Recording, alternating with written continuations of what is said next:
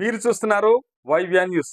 మా న్యూస్ మీకు నచ్చితే లైక్ చేయండి, షేర్ చేయండి, సబ్స్క్రైబ్ అవ్వడం మాత్రం మర్చిపోవద్దు. మాకు మీరు సపోర్ట్ చేయాలనుకుంటే ఈ వీడియోని పూర్తిగా చూసి లైక్ చేసి మీ ఫ్రెండ్స్కి షేర్ చేయండి. మీరు చూస్తున్నారు వైవ్యా న్యూస్. నువ్వు తుమ్మ చెట్టులాగా కుమిలిపోవద్దు. నువ్వు ఎప్పుడైతే తుమ్మ చెట్టులాగా కుమిలిపోవద్దన్నాడు నా యేసయ్య.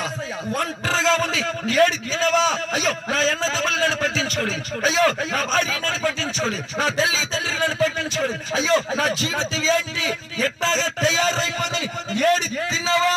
నా యేసయ్య నూతన సంవత్సరంలో ఏమంటున్నాడంటే, ఆయన ఇచ్చిన వాగ్దానం ఏంటంటే, ఓ నా కుమార్తె, ఓ నా కుమారుడా, ఎక్కడున్నాడు నా సన్నిధిలోకి అడిగి పెట్టు, నా సన్నిధిలో అడిగి పెట్టి నా కొరకు ఎదిరి చూడు.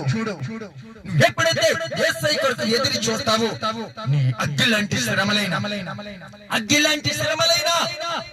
నీ ఇంటికి భయంకరమైన యాదైనా నా యేసయ్య నూతన సంవత్సరంలో అద్భుతంగా అవన్నీ తీర్చిపాచేసిన దేవుడు, అవన్నీ మొత్తం కొట్టుకు పారేసిన దేవుడు ఆయన. దేవుడికి స్తోత్రం, దేవుడికి స్తోత్రం, దేవుడికి స్తోత్రం. నీ కన్నా బిడ్డలు ఉంటారు చూసావా, శాపం ఏం పెట్టుకో, అది పిచ్చివాడు అవచ్చు, తింగరవాడు అవచ్చు, తెలివైన వాడైనా నువ్వు శాపం పెట్టుకో. ఎందుకంటే తల్లి తండ్రి మాట బిడ్డలకి అది ప్రొటెక్షన్ మారిపోతుంది. నువ్వు బాగుంటావురా అని తాగుపోతాడన్నా, అది ఎంత దొంగైనా సరే నా కుమారుడా నువ్వు బాగుంటావురా అంటే గొప్ప ప్రేక్షకుడు అవుతాడు. దేవుడికి స్తోత్రం. నువ్వు తల్లి తండ్రిగా ఉండి నీ బిడ్డలకి నువ్వు ఎప్పుడు శాపం పెట్టకు.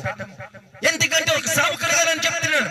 నీ తల్లి తండ్రి ఉన్నారంటే నీ తల్లి తండ్రి సన్మానించు, నీ తల్లి తండ్రిని చూడు, అప్పుడే గొప్ప ప్రేక్షకుడు అవుతావు. దేవుడికి స్తోత్రం, దేవుడికి స్తోత్రం, దేవుడికి స్తోత్రం, దేవుడికి స్తోత్రం. ఆయన నిలిచి ఉన్న దేవుడు మన పట్ల కింద రిప్లై సత్యము, అదిగో చూసేయమన్నాడు. సత్యము, న్యాయము తన యొక్క భూలోకములో పడి ఉన్నప్పుడు గొప్పవారిగా ఆయన తీర్పు తీర్చెను. దేవుడికి స్తోత్రం, దేవుడికి స్తోత్రం, దేవుడికి స్తోత్రం. నీకు తీర్పు తీర్చిన వాడు నా యేసయ్య ఉన్నాడు. కుమార్తె, నా కుమారుడా, నువ్వు ఒంటరిగా మిగిలిపోయి ఏడు తిన్నావా, అరే నా జీవితం ఎట్టాగైపోయింది, అయ్యో నా జీవితం ఎవ్వరు పట్టించుకోలేదు, అరే ఒంటరిగా ఉండి నువ్వు ఎప్పుడు ఏడు తిన్నావా, అరే నా జీవితంలో నా జీవితంలో అన్ని కూలిపోయిన సమస్తం కూలిపోయిన నెడితినవా. నా యేసయ్య అంటున్నాడు ఈ నూతన సంవత్సరంలో, ఈ నూతన సంవత్సరంలో నా యేసయ్య అంటున్నాడు, కుమిలిపోకు, కుమిలిపోకు. ఎప్పుడైతే ఆయన వద్ద మనం పరిగెట్టుకుంటూ ఆయన సన్నిధిలో అడిగి పెడతాము, ఆయన సన్నిధిలో ఎప్పుడైతే ఒక మాదిరిగా ఉంటావో, నీ రేఖ రూపాలు మార్చిన దేవుడు నా యేసయ్య, నీ రేఖ రూపాలు మార్చిన దేవుడు. దేవుడికి స్తోత్రం, దేవుడికి స్తోత్రం. గొంగల పురుగుల బిడ్డలారా, ఈ గొంగల పురుగంట కొట్టిన వారు, జోళ్లతో కొట్టిన వాడు ఒకడు, చీపురు కట్టలతో కొట్టిన వారు ఒకరు, రాయిలతో కుమ్మిన వారు ఒకరు. ఏ ఇంటికి వెళ్ళినా చేర్చుకోలేదు, ఏ ఇంటికి వెళ్ళినా ఒక్క నిమిషం కూర్చోబెట్టలేదు. ఈ గొంగల పురుగు అనుకుంటుందంట, యేసయ్యా ఏ పాపం చేసి యేసయ్యా ఎందుకు పుట్టించివనని భూమి మీద, యేసయ్యా నేను ఏ పాపం చేశాను. ఆ గొంగల పురుగు ఏడ్చినప్పుడు బిడ్డలారా, ఆ గొంగల పురుగుని నా యేసయ్య అరిషెత్తు పెట్టుకొని, ఎక్కడ పెట్టుకొని అరిషెత్తు పెట్టుకొని, దేవుడికి స్తోత్రం, దేవుడికి స్తోత్రం, దేవుడికి స్తోత్రం, దేవుడికి స్తోత్రం, దేవుడికి స్తోత్రం. ఆ గొంగల పురిని నా యేసయ్య అరిషత్తు పెట్టుకొని ఆయన ముట్టి పట్టుకున్నాడు అనుకోండి అప్పట్లో. దేవుడికి స్తోత్రం, దేవుడికి స్తోత్రం. అది చేత కొత్తగా మారిందా లేదా? నీ బతుకు నా బతుకుని ఎప్పుడు పట్టించుకోవచ్చు కుమారుడా. నేను చూసిన వారిని నమ్ముకోవచ్చు, నీ చూసిన వారే నీ దగ్గర ఉన్నవారే నీ దగ్గరికి వచ్చి పక్కపక్కలడతా నమ్ముకోవచ్చు. నా యేసయ్య అంటున్నారు, సమస్తము జనులారా నా వద్దకు రండి, సమస్తం ప్రజలారా నా వద్దకు రండి. ఎప్పుడైతే ఆయన వద్దకు వస్తామో, ఆయన వద్దకు వచ్చి ఆయన సన్నిధిలో మోకాళ్ళ మీద ఏడిద్దామో, నా యేసయ్య అంటాడు, ఎవరు విడిచిపెట్టినా నా తండ్రి విడిచిపెట్టడు. దేవుడికి స్తోత్రం, దేవుడికి స్తోత్రం, దేవుడికి స్తోత్రం. మన 14వ తారీఖుని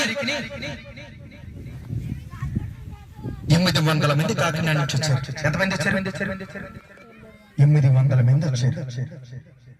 ఈ 800 మందిని ఏమన్నా అలాగా ఇంటింటికి కాకేసామా? ఎవరిని కాకి? ఎందుకంటే కాకి యుద్ధు ప్రార్థన చెయ్యి. రాజేశ్వర్కి ఈ స్థలములోకి వచ్చారంటే ఈ బిచ్చమడుకున్నారా గొప్ప గొప్ప కోటీశ్వరులు వచ్చారు. ఎందుకు వచ్చారు? ఏ పని పార్టీ లేదా? బిడ్డలారా, వాళ్ళకి ఏ పని పార్టీ లేదా?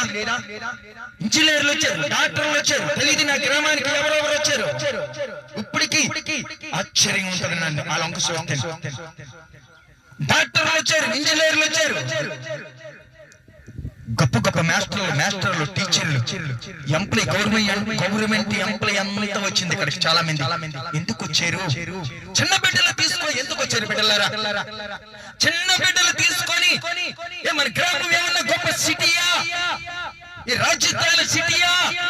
చిన్న పల్లెటూరు ఎందుకు వచ్చారు బిడ్డలారంటే, ఆలిలో ఉన్నవాడు ఎవరంటే నా తండ్రి యేసయ్య ఉన్నాడు. దేవుడికి స్తోత్రం. నా తండ్రి పని చేస్తే, నా యేసయ్య పని చేస్తే నా కుటుంబం ఆశీర్వదించబడతదని. అందుకే నా గ్రామానికి ఆ రాజేశ్వర్తకు వచ్చారే. నువ్వెవరు పని చేస్తున్నావు? నువ్వెవరు పని చేస్తున్నావు ఈ రోజు? నువ్వు అనుకుంటున్నావా నా ఇష్టం, నా ఇష్టం, నన్ను తాగి తిన్నాను, నా ఇష్టం, నన్ను తిరిగి తిన్నాను, నా ఇష్టం, నువ్వు తిరిగి తిన్నా నీ ఇష్టం. ఒక రోజు ఓ నా కుమారుడా, ఓ నా కుమార్తె, ఒక్క రోజు నిన్ను పట్టించుకున్నాడు ఈ భూమి మీద ఉంటాడా? బెల్లం ఉంటే చీమలన్నీ అట్టా వస్తాయి. అన్ని కూలిపోయినప్పుడు ఎప్పుడు పట్టించుకోడు కదా నిన్ను. నా యేసయ్య ఒక్కడే కదా నిన్ను పట్టించుకుంటాడు. నా యేసయ్య ఒక్కడే కదా పట్టించుకుంటాడు. ఆయన కొరకు నిజాతిగా నమ్మకంగా పనిచేయి. ఆయన కొరకు ఎప్పుడైతే పని చేస్తావో ఆయన సిగ్గిపరిచిన దేవుడు కాదు. దేవుడికి స్తోత్రం, దేవుడికి స్తోత్రం, దేవుడికి స్తోత్రం. ఆయన సిగ్గిపరిచిన దేవుడు కాదు. నీ పరిస్థితులు ఎలా ఉన్నా, నా పరిస్థితులు ఎలా ఉన్నా, నా కుమార్తె, నా కుమారుడా, నువ్వు ఒంటరిగా ఉంది కుమిలిపోతున్నావా? నా యేసయ్య అంటున్నాడు ఈ నూతన సంవత్సరంలో నీ కుటుంబం పట్ల, నీ తల్లి తండ్రి పట్ల, నీ పట్ల నా యేసయ్య ఏదో కార్యము చేయబోతున్నాడు. దేవుడికి స్తోత్రం. దానిని